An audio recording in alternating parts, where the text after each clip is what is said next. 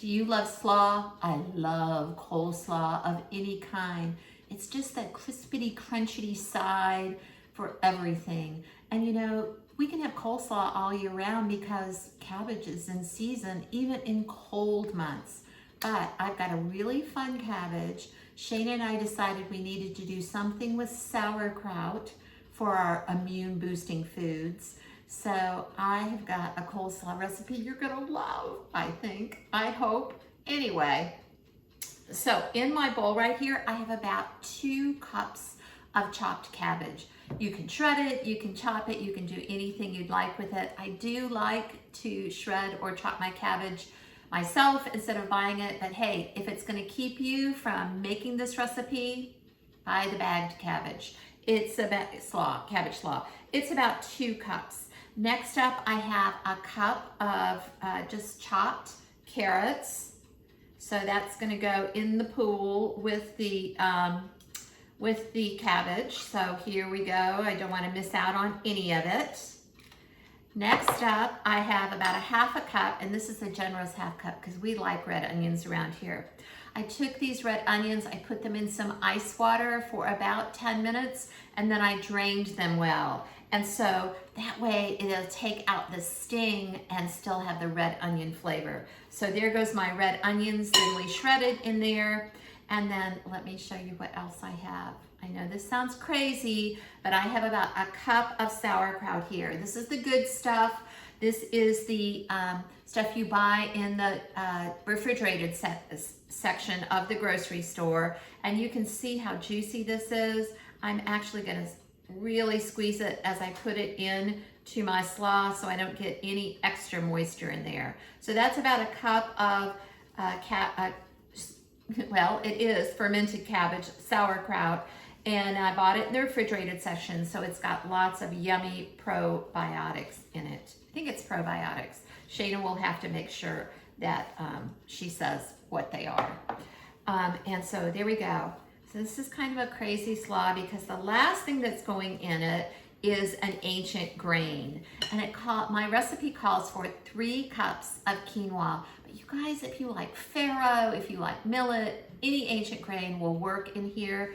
And I just cooked it per the package directions. And this is 1 cup of quinoa with 2 cups of water, which of course ended up with 3 cups of quinoa. So here we go. It's going right into my slaw as well. So I'm gonna have a little bit of different textures in here. I'm gonna have the crunchy crunch of the cabbage and the carrots. I'm gonna have the kind of softness, but not mushy softness, just kind of softness from the quinoa. You can use if you're gonna use quinoa, you can use the red, the black, the white. I've got some pretty color in here, so I didn't feel obliged to use the colored quinoa, although I will tell you, I do really like the colored quinoa. And then last but not least, into my slaw mixture, I am gonna put some chopped parsley. And I buy whatever parsley looks best in the store, whether it's curly or the Italian flat leaf.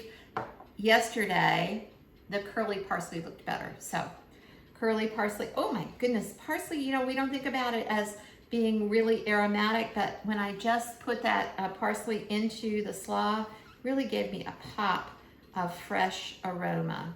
So here we go. Look at how pretty that slaw is so far. So I'm gonna set this aside, move it kind of over here, I guess.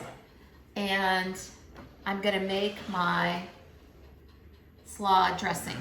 Oops, and you know what I need for my slaw dressing? I need a jar. So I'm gonna grab this jar and a top. You know, I always have jars and tops everywhere because I make so much jar dressing. So in here, I'm gonna put in, it's about 1/3 cup of cider vinegar, apple cider vinegar. And then I've got some honey. So the honey is going right in there. Let me grab a spoon and so I can take it out. And don't remember my tip, don't forget my tip about adding honey to a measuring cup. Always put a little bit of oil in there first and it'll come out really easily, just like that honey. Put that over there. I've got 3 tablespoons of extra virgin olive oil, the good stuff. I've got about a tablespoon of Dijon mustard. It's going right in there. I'm gonna grab my spoon again. And then last but not least, before I put in the salt and pepper, I'm gonna put in some celery seed. I've got the celery seed right here. And you know, that's the traditional flavor of coleslaw, and I think it's gonna add so much to this coleslaw as well. So here we go, our freshly ground black pepper. And I'm gonna put in just a little bit of salt. Now it's more than a pinch, probably a 1/4 teaspoon of salt. Now I'm gonna shake this up. Here we go. And this is gonna be my slaw dressing. And you know, when I dress my slaw, I want to dress it. I wanna drizzle, not drench. So I may have a little bit of slaw dressing left over, which is fine with me. I'll use it again in more slaw.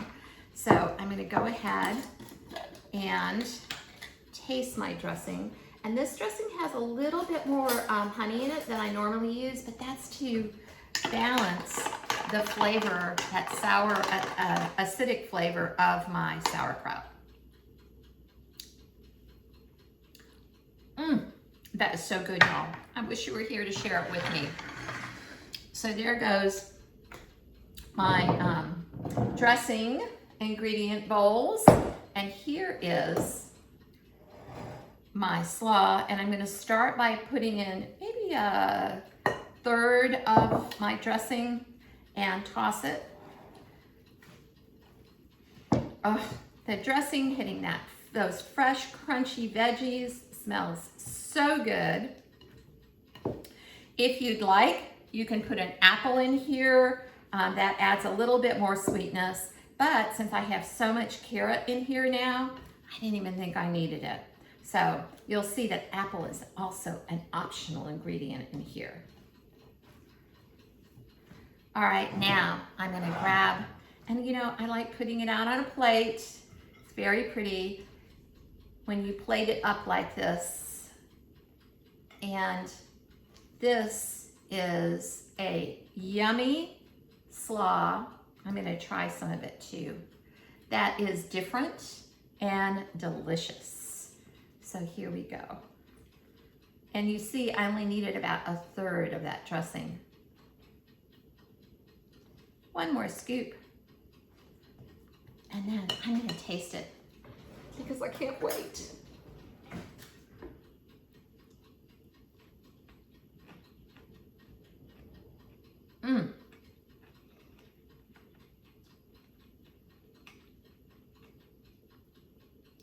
Crunchy, a little sweet from the honey and the dressing and from the carrots. So good. You need to make this slaw. I'll be back again with one more immune boosting recipe, but make this slaw. It's really good. Until the next recipe.